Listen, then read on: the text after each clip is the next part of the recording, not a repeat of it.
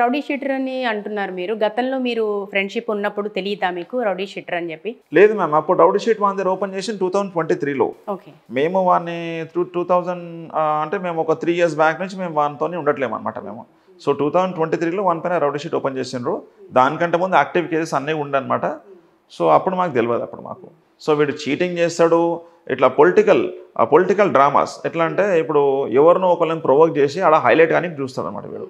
So వీడిని ఎవరు పట్టించుకోరు, వీడియో ప్రొవోక్ చేసి వీడియో అక్కడ హైలైట్ అయ్యేసి వీని పైన కేసెస్ బుక్ చేయటట్టు చూసుకుంటాడు.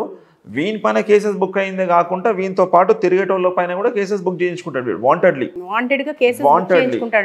ఎస్, దీంట్లో నేను ఒక ఎగ్జాంపుల్ చెప్తాను మ్యామ్. అలా బుక్ చేయించుకోవడం వల్ల ఏంటి లాభం ఏంటి మ్యామ్? రేపు ఇప్పుడు కోర్టుకి వెళ్తే వీనికి భయం ఏంటి? వీడు ఒకవేళ కోర్టుకి రేపు పోవాలంటే కూడా పేషీకి వెళ్ళాల్సి వస్తుంది కదా మ్యామ్.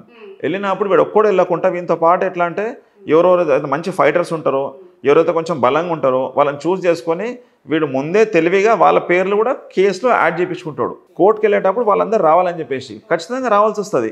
ఇది వీని స్ట్రాటజీ. ఇది దీంట్లో బలైన వాళ్ళు ఎవరంటే దీంట్లో అడ్డగుట్ట శ్యామ్ అని చెప్పేసి అడ్డగుట్టాలు ఉంటాడు, మంచి పర్సన్. ఆయన వస్తే ఆయనతో పాటు 4 వస్తారని తెలుసు వీనికి.